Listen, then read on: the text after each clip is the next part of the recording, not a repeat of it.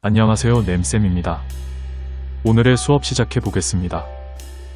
먼저 여러분들 오른쪽 위 화살표가 가리키는 영상을 한번 보고 오기 바랍니다. 영상 잘 봤나요? 지금 어떤 상황이 일어난 걸까요?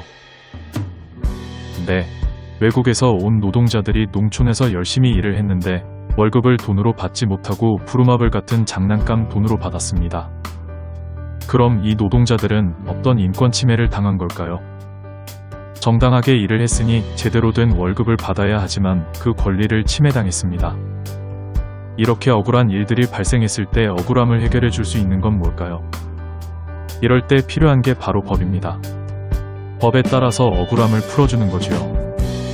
그래서 이번 시간에는 법의 역할에 대해 알아보겠습니다. 먼저 법은 개인의 권리를 보호해줍니다. 여러 가지 권리가 있겠지만 대표적인 걸로는 개인정보가 있습니다.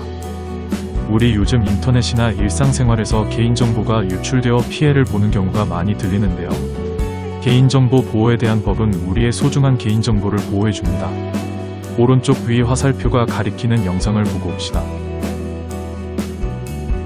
잘 보았나요? 개인정보 보호 말고 법은 우리에게 필요한 다른 권리도 보호해줍니다.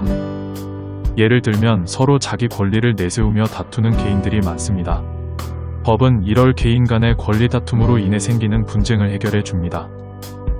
여러분들 아마 뉴스 같은 데서 이런 제목들 많이 봤을 겁니다. 손배소라는 말이 나오는데 이거는 손해배상 소송이라는 뜻으로 내가 다른 사람의 행동으로 손해를 입었을 때 배상해 달라고 법원에 재판을 거는 겁니다. 그러면 법원은 법에 따라서 이런 분쟁을 해결해 줍니다. 법의 또 다른 역할은 사회질서 유지입니다. 법으로 사람들이 하면 안 되는 행동들을 정해 질서 있게 사회를 유지하는 거지요. 예시로는 법으로 범죄 행위에 대한 처벌을 정해놓아서 사람들이 범죄를 저지르지 못하게 합니다. 각종 범죄 행위를 저지르는 사람들을 경찰들이 법에 따라 체포하곤 하지요.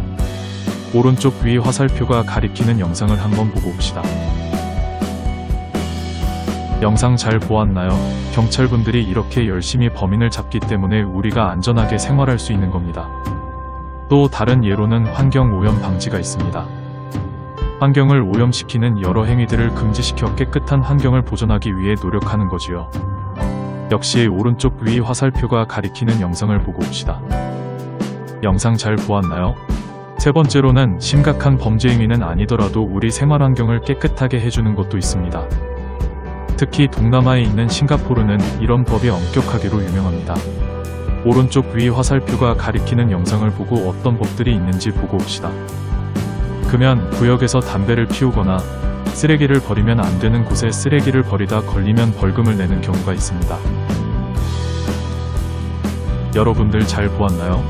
이런 싱가포르의 법이 쾌적하고 안전하게 생활하는 데 도움을 주어서 좋겠지만 선생님은 너무 엄격하면 그것도 불편할 것 같습니다. 하지만 어느 정도의 엄격한 법이 우리가 바르게 행동하는 데 도움을 주는 것도 있겠지요.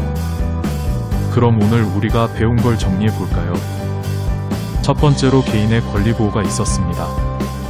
예시로는 주민번호나 전화번호 같은 개인정보 보호와 갈등이 생겼을 때 이런 분쟁을 해결해 주는 게 있었지요. 두 번째로는 사회질서 유지가 있었습니다.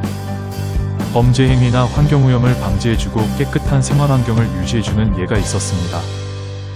여러분들 오늘 영상이 많았었는데 수업 듣느라 고생 많았습니다. 우리 다음 시간에 봅시다.